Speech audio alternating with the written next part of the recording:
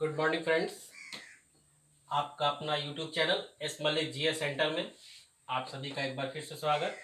जैसा मैंने कहा था पिछले क्लास में ही कि linear equation in two variable के बाद अब हम लोग पढ़ेंगे वर्ड्स प्रॉब्लम और इसको अच्छी तरह से समझेंगे और उम्मीद करते हैं कि यह भी लेक्चर आपको बहुत पसंद आएगा पिछले की तरह।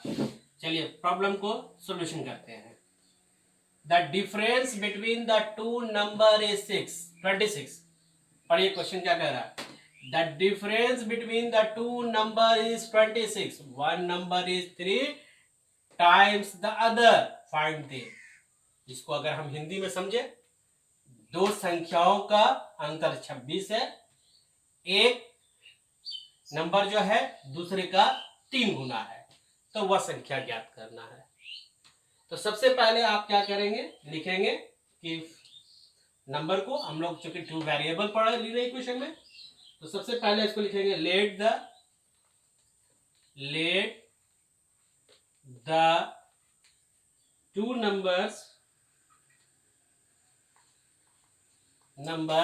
x and y। ठीक है, इसमें कंडीशन ये होना चाहिए कि कोई भी तो एक नंबर बड़ा होगा, x is the greater than y, number बड़ा हो गया। अब एक यहां लिखेंगे अकॉर्डिंग टू क्वेश्चन, क्वेश्चन के अनुसार। क्वेश्चन क्या कह रहा है कि difference between the two number x और y हमने माना है ना, इसका जो डिफरेंस मतलब क्या होता है, अंतर, वह अंतर होगा 26। क्वेश्चन 1 मान लीजिए। दूसरा पार्ट को अगर क्वेश्चन ही का दूसरा ही पार्ट देखिएगा, क्वेश्चन में ही छुपा होता है, क्वेश्चन में ही हमारा सारा इक्वेशन छुपा हुआ होता है, उसमें कोई अलग से कुछ भी नहीं सोचना है। तो one number is 3 times the other number. One number, पहला नंबर मेरा x ही मान लीजिए, वह नंबर जो है दूसरे नंबर का 3 गुना है, तो x जो होगा वो 3y का होगा, इक्वेशन 2 मान लीजिए। अब आसान हो गया क्योंकि अभी हमारा ये वर्ड में प्रॉब्लम था, वर्ड प्रॉब्लम को हमने क्या किया, इक्वेशन में रख दिया। अब आगे देखिए, x का वैल्यू 3y है। अब उठाइए फ्रॉम इक्वेशन 1।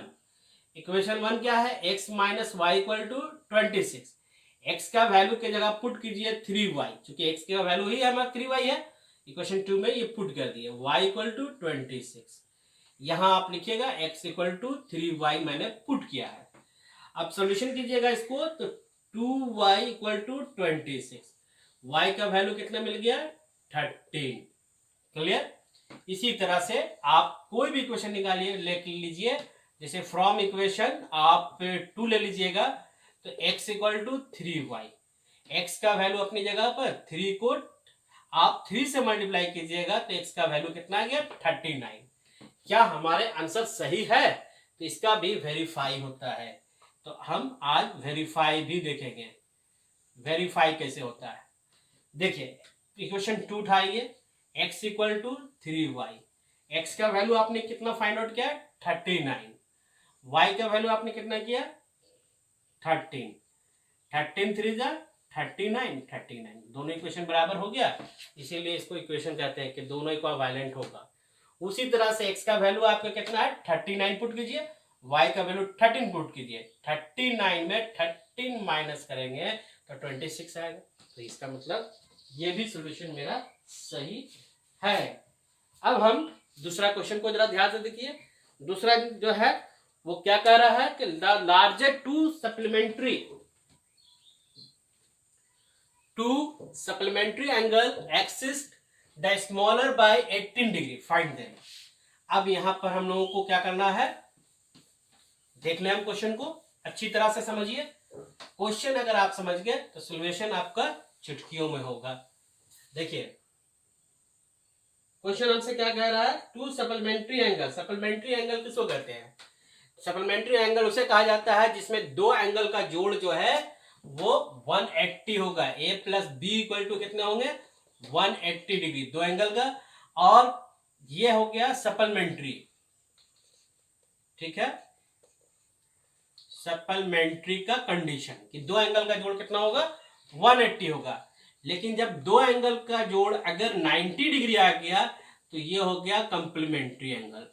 ठीक है, ये आप दो चीज समझ लीजिए बढ़िया से।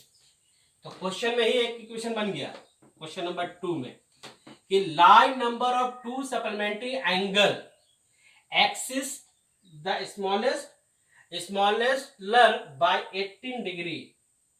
तो सबसे पहले आप टू सप्लीमेंट्री एंगल को मानेंगे। लेट टू सप्लीमेंट्री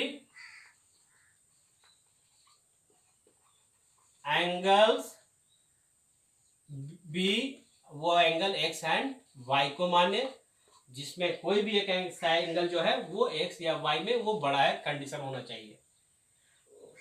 अब अकॉर्डिंग टू क्वेश्चन कह रहा है कि टू सप्लीमेंट्री, पहले तो सप्लीमेंट्री एंगल कह दिया तो हमको क्या करेंगे, दोनों एंगल का जोड़ कितना होना चाहिए 180। ये इक्वेशन बन गया। दूसरा इक्वेशन हम इसी से निकालेंगे कि लार्जर कौन है, एक्स बड़ा है ना, लार्जर नंबर एक्सिस मतलब ज्यादा, स्मॉलर से 18 ज्यादा है। ये बड़ा एंगल है, छोटा एंगल वाई है, और ये कितना ज्यादा है 18 ज्यादा है। ये इक्वेशन 1 बन गया। अब इसको क्या करेंगे, इक्वेशन 2 को रख लीजिए अपनी जगह पर। फ्रॉम इक्वेशन 1 से बात करिए। इक्वेशन 1 है X plus Y equal to 180 degree. अब एक्स का वैल्यू वाई प्लस 18 पुट कर दीजिए इसकी जगह पर। Y plus 18 equal to Y equal to 180। Y हो गया, ये 2y हो गया। 180 माइनस 18, क्योंकि ये नंबर प्लस वाला उधर जाएगा तो माइनस में होगा। अब इन दोनों नंबर को माइनस कीजिए और देखिए कितना आ रहा है। ये आएगा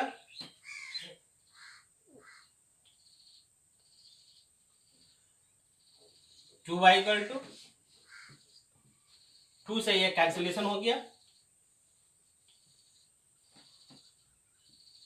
y का वैल्यू आपके पास कितना मिल गया 81। अब इक्वेशन फ्रॉम इक्वेशन 2 लेंगे। x equal to Y plus 18, y का वैल्यू 81 प्लस 18, ये हो गया 9 और ये हो गया 9। x का वैल्यू निकल गया। अब आप वेरीफाई करते हैं कि हमारा आंसर सही है या नहीं। चूंकि कह रहा था कि x का जो वैल्यू होगा वो एक्सिस्ट होगा स्मॉलर से 18, तो स्मॉलर एंगल y का वैल्यू कितना निकला 18 और प्लस 81 प्लस 18, ये हो गया 99। इधर 99 x का वैल्यू, दोनों इक्वेशन बराबर है, तो ये भी हमारा आंसर 100% सही है। इसलिए दोनों को आप x का वैल्यू 99 और y का वैल्यू जो है वो 81 एक जगह कलेक्शन करके रख लीजिए। क्लियर?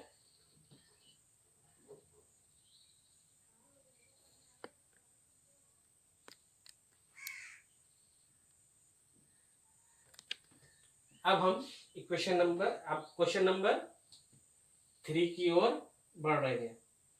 क्वेश्चन नंबर 3 आपसे क्या कह रहा है उसको जरा सा गौर से पढ़ लीजिए। यहाँ फ्रैक्शन से मतलब है, फ्रैक्शन जो होता है वो आपको पता है p/q फॉर्म को कहते हैं। कंडीशन यही होना चाहिए कि q का वैल्यू जो है वो 0 के बराबर नहीं होना चाहिए। क्लियर?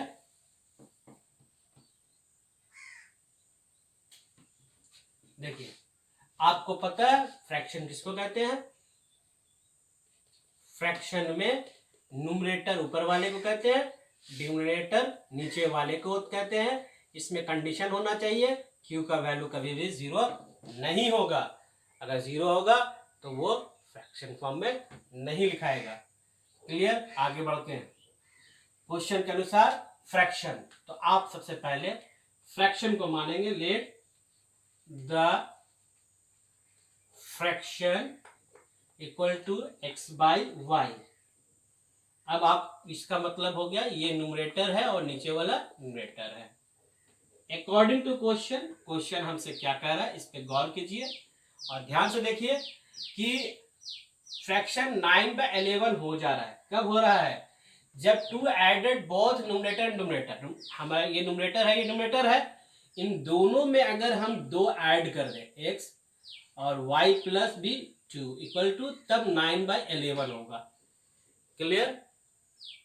इसे आप लोग क्या करें, क्रॉस मल्टीप्लीकेशन करें।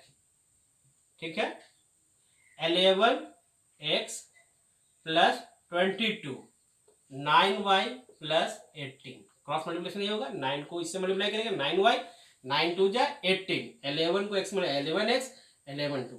ठीक है, अब हम लोग क्या करेंगे, 11x अगर वैल्यू निकालना है 9y प्लस 18, ये प्लस साइन को उधर भेज दीजिए 22 में।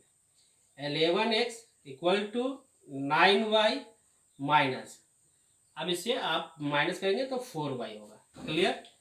x का वैल्यू अगर आप निकालेंगे तो क्या होगा, 9y माइनस 4/11, ये सॉल्यूशन निकलेगा। अब तक हमने इक्वेशन इसको मान कर रखी है, इक्वेशन 1। x का वैल्यू निकाल दिए। अभी आधा क्वेश्चन पढ़े हैं, आधा क्वेश्चन अभी बाकी है। फिर कंडीशन का, if 3 is added to both numerator numerator तो बिकेम 5/6। अब क्या कह रहा है, अगेन फिर से कह रहा है, अगेन अकॉर्डिंग टू क्वेश्चन, अगर न्यूमरेटर और डिनोमिनेटर में अगर आप 3 ऐड कर दें, कितना ऐड करेंगे, 3 ऐड कर देंगे तो फ्रैक्शन जो हो जाएगा बिकम्स, वो हो जाएगा 5/6। सोल्यूशन कीजिएगा, क्रॉस मल्टीप्लीकेशन, 6 से 3 दोनों मल्टीप्लाई हो जाएगा, 6x 6 is 18, 5 से दोनों मल्टीप्लाई, 5y 5 3 is 15। अब 6x माइनस 5y, ये प्लस साइन इधर है माइनस, प्लस 18 उधर चल जाएगा, -18 प्लस 15 तो -3। क्लियर।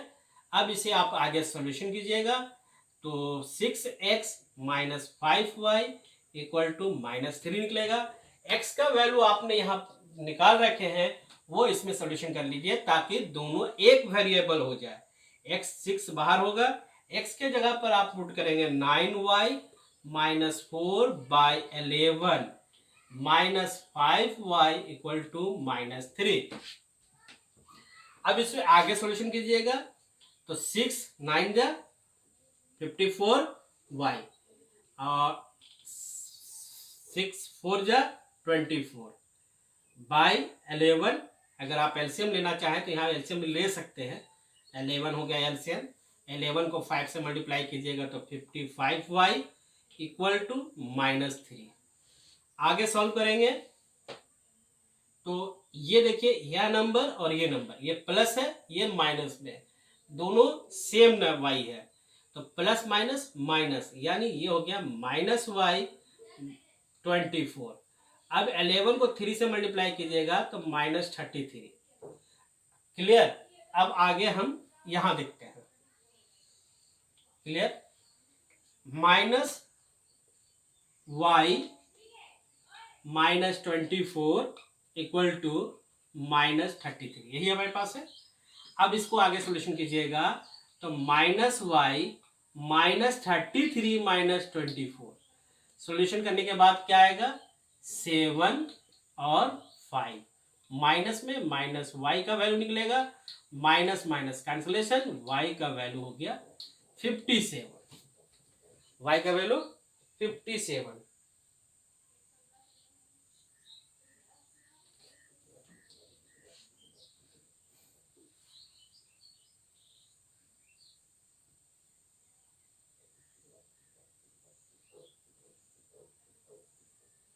आगे सॉल्यूशन करते हैं। देखिए, यही होता है मिसअंडरस्टैंडिंग। यहां से देखिए, यहां जब ये माइनस साइन है, माइनस,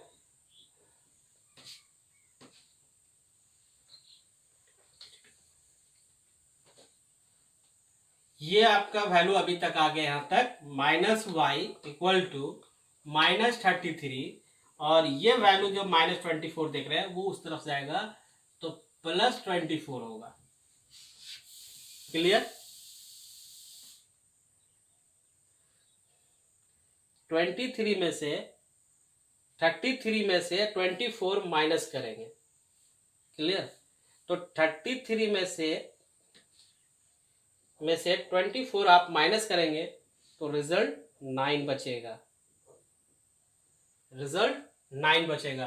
तो -y = -9। मैं थोड़ा सा रुकता इसलिए हूं ताकि आप एक एक स्टेप को अच्छी तरह से देखें। ये y का वैल्यू निकल गया। अब हमारे पास क्या निकालना है, फ्रॉम इक्वेशन 1 ले लीजिए, फ्रॉम इक्वेशन 1 ले। ये x का वैल्यू जो हमारे पास है वो है 9y - 4/11। x के वैल्यू अपनी जगह पर 9 × 9 - 4/11। देखिए क्या किया हमने कि y की जगह पर 9 पुट कर दिया, ठीक है। अब आगे बढ़ते हैं। x का वैल्यू अगर आप निकालिएगा तो 81 - 4 = 11। कितना हो जाएगा ये, अगर आप माइनस करेंगे तो कितना होगा, 77 होगा। 77/11, 11 7 जा 70। तो x का वैल्यू क्या निकल गया हमारे पास, 7। आपने न्यूमरेटर या फ्रैक्शन बराबर आपने क्या फाइंड आउट किया था, फ्रैक्शन बराबर आपने रखा था, तो आपके पास फ्रैक्शन जो आपका हो जाएगा, चूंकि x/y है तो 7/9 होगा। क्लियर।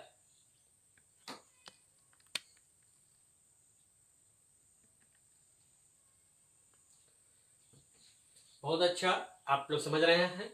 अब हम लोग क्वेश्चन नंबर 4 की ओर जा रहे हैं। Question number 4, the age of Jacob will be 3 times of his son. ठीक है, 5 साल पहले जो है जैकब का जो उम्र था अपने बेटे से 3 गुना था। 5 years ago, है ना, जैकब एज द 7 times। अब क्या बोला कि हमको 5 years पहले जो जैकब का एज था वो 7 times जो है उसके बेटे की उम्र से 7 times ज्यादा है। तो इस प्रॉब्लम को सोल्यूशन करेंगे। पहले हम लोगों को क्या किस तरह से करेंगे इसको ध्यान से देखिए। Let the present age of Jacob equal to x years मान लीजिए, ठीक। और the present age of Jacob's son का उम्र मान लीजिए 22 साल है, ठीक है। 2 वेरिएबल हो गया हमारे पास, x और y। अब इक्वेशन से हम लोग पढ़ते हैं। अकॉर्डिंग टू क्वेश्चन क्या कह रहा था कि फर्स्ट इक्वेशन कह रहा था 5 years बाद, हेंस मतलब बाद, तो x + 5 हो गया। जब 5 साल बाद करेंगे तो पिता के भी उम्र में और बाप के पिता की उम्र में भी और बेटे के उम्र में भी, दोनों में हम जितना ईयर्स दिया रहेगा वो ऐड कर देंगे। बोल रहा है 5 years है, दोनों का उम्र बढ़ेगा ना।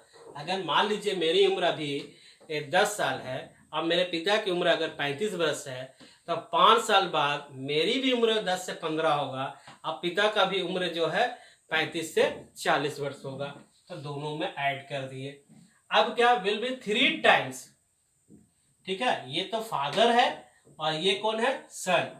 तो फादर में हम लोग 3 से ना मल्टीप्लाई करेंगे, समझ लीजिए, पुत्र से करेंगे, क्योंकि यहां पर हमारे पास क्या है, इक्वल का साइन है। अगर पिता तो है बड़ा, लेकिन पिता की उम्र अगर हमको बाप की उम्र अगर बराबर करना होगा तो बेटे की उम्र से मल्टीप्लाई करेंगे ना। बेटे के उम्र में 2 गुना 3 गुना जो भी मल्टीप्लाई करके उसके बराबर बाप की उम्र के बराबर जो आएगा वहां तक तो रखेंगे हम लोग। तो यहां से एक इक्वेशन बन जाएगा आपका, x + 5 = 3y = 15। तो x = 3y + 15 - 5 = सॉल्यूशन कीजिएगा तो यहां पर आप सॉल्व करके लिखेंगे 3y और +10। ये x का वैल्यू, इक्वेशन आप इसे 1 मान लें। फिर हमसे क्वेश्चन कह रहा है अकॉर्डिंग टू क्वेश्चन, अगेन फिर से अब क्या कह रहा है कि 5 साल, देखिए 5 years ago, तो 5 ईयर्स एगो, तो दोनों की उम्र में 5 साल हम माइनस करेंगे। क्लियर? अब इसको क्या करेंगे सॉल्यूशन करने के लिए? अब कह रहा है हमारे पास जो क्वेश्चन कह रहा है कि जेकब एज देखिए 5 Jacob age was 7 times of his son. ये पिता है, ये पुत्र है, तो 7 टाइम्स इसमें होगा तब ना इसके बराबर आएगा। अगर पिता तो ऑलरेडी बड़ा है, अगर इसकी उम्र में मल्टीप्लाई कर दीजिएगा तो ये तो फिर बराबर हुआ जो है वो तो ना आएगा। तो x minus 5 equal to 7y minus 35। तो x equal to -7y, plus sign जो है वो माइनस की और माइनस साइन उधर चला गया प्लस की ओर, 35 ये हो गया 30। तो x minus 7y equal to 30 आपको मिल चुका है। अब x का वैल्यू जो यहाँ पुट है आपका, ये इसमें पुट कर दीजिए। x का वैल्यू आपने क्या निकाला? 3y plus 10। x का वैल्यू 3y प्लस 10 ये रख दिए, -7y इक्वल टू 30। लेकिन यह माइनस साइन होगा, याद रखिएगा, क्योंकि -35 है। यहां आप सॉल्व कीजिएगा तो यह हो गया आपका 3y plus 10 -7y equal to -30। अब ये नंबर y एक तरफ, इसको आप सॉल्व करेंगे तो 7 में से 3 माइनस हो गया, प्लस माइनस माइनस, तो आप इसको सॉल्व कीजिएगा तो 4y आएगा 7 में से 3 माइनस करने के बाद। ये प्लस साइन उधर चला जाएगा तो माइनस में हो जाएगा। तो ये हो गया -40। y का वैल्यू निकालेंगे तो -4 से कैंसिलेशन, तो y का वैल्यू आ गया 10 वर्ष। क्लियर? y का जैकब का सन का उम्र। अब हम लोग इक्वेशन 1 से बात करेंगे। फ्रॉम इक्वेशन 1, इक्वेशन 1 में क्या दिया हुआ है? x equal to 3y plus 10। तो 3 अपनी जगह, y का वैल्यू 10 प्लस 10, चूंकि हाँ ठीक है। तो आप देख रहे हैं तो 3 10 जा 30 प्लस 10 कितना हो गया? 40 वर्ष कंप्लीट हो गया। ये किसका उम्र है?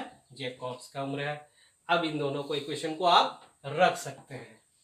तो x का वैल्यू आपके पास यहाँ लिख लीजिएगा एग्जैक्ट कलेक्शन करके कि x का जो वैल्यू है वो आप एक जगह लिखिए, x इक्वल टू 40 वर्ष, जिसको आप जैकब्स माना है, y इक्वल टू उसके बेटा का उम्र है वो है 10 वर्ष।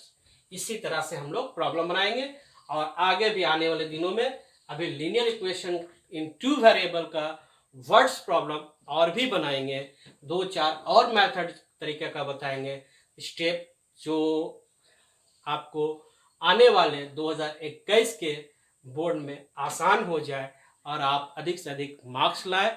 और ये जो है ये अभी हम बेसिक कॉन्सेप्ट पढ़ रहे हैं ताकि हमारे जो भी कंपटीटर है एसएससी, रेलवे, बैंकिंग की तैयारी करते हैं, उनके लिए भी बहुत कॉन्सेप्ट के साथ पढ़ाया जा रहा है, उनके लिए भी बहुत उपयोगी होगा। अगर आपको वीडियो पसंद आ रहा है तो लाइक शेयर करना ना भूलें और इसी तरह से मैं आपको सारा कोर्स कंप्लीट कराऊंगा। धन्यवाद।